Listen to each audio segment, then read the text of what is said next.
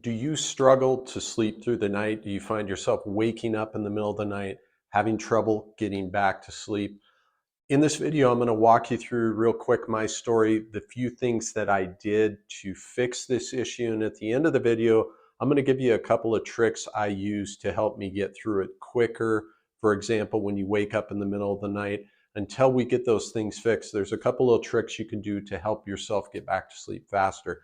But first, we need to understand, why is this happening to you?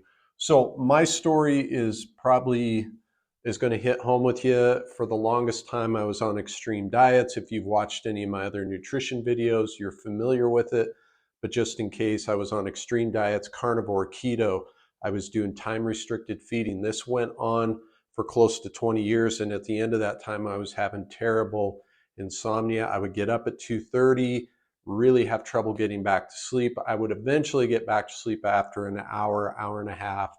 Wake up in the morning super groggy, set me up for a bad day. But doing these extreme diets had set me up for failure in a number of different ways.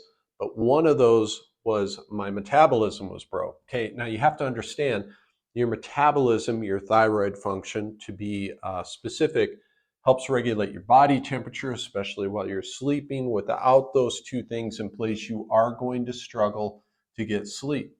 Now, the other thing that I had going on is I simply didn't have enough fuel to supply my body with the fuel it needed while I was sleeping. And when that happens, your body will kick in stress hormones to be able to make fuel in other ways. And that's essentially what was going on. When you have an increase in these stress hormones, it's going to cause you to wake up, and it's going to cause you to have a heck of a time getting back to sleep. So what can you do? Well, first of all, you have to understand, there's a number of different causes. There's never any one thing, and there wasn't with me.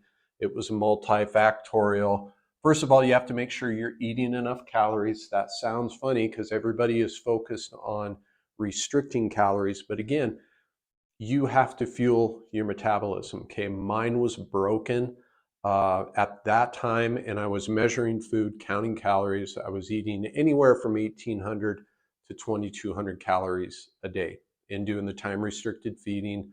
I just wasn't eating a lot of food.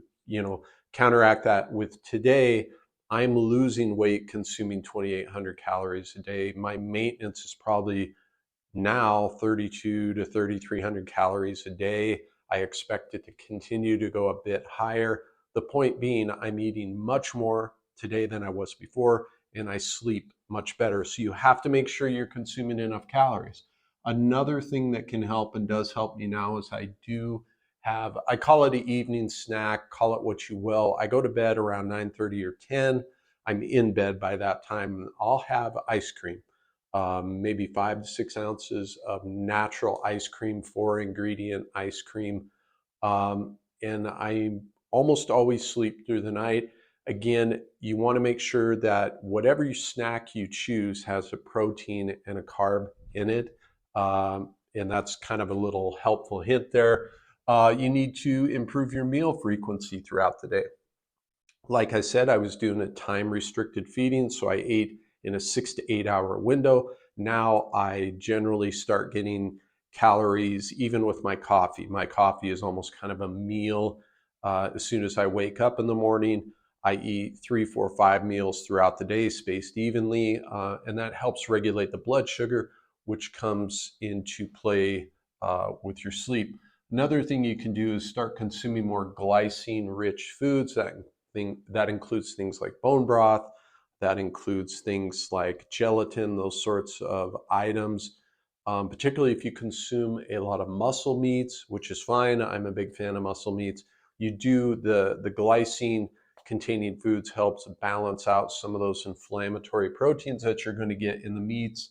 Also, things like Epsom salt baths that have magnesium. A lot of us are deficient in magnesium. It's fairly well studied also that those baths before bedtime can help people sleep better. So maybe soak in 20-25 minutes in an Epsom salt bath will help you get magnesium, also that evening bath. But again, your big ticket items are, don't go on extreme diets. If you're struggling with sleep and you're doing extreme diets, that tells you a lot there.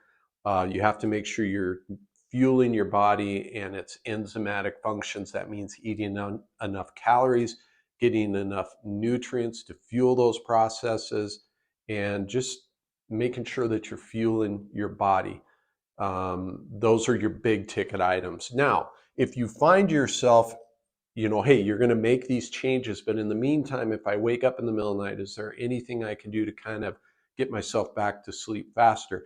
If you understand what we just talked about, these will make a lot more sense. Here's a couple that helped me early on. You could get up, if you're up at 2:30 in the morning, go get something like a good quality cheese and a little bit of fruit that has that carb and protein that'll help you get back to sleep. Same thing with, say, for example, OJ and salt. The salt will help bring down those cortisol levels if you see an influx of those stress hormones like we were talking. So these are two things that helped me until I was able to heal and repair my metabolism. Also, guys, I talk about this stuff a lot more on my website. There's a link in the description. There's also a free checklist there for you of other natural therapies I personally use and recommend to help you heal your metabolism, deal with pain, all sorts of things. So make sure to go grab that. Let me know in the comments if this is something you're struggling with. If there are other video topics you would like me to cover, please let me know and I'll do that. I hope this was helpful, you guys. See you in the next one. Thank you.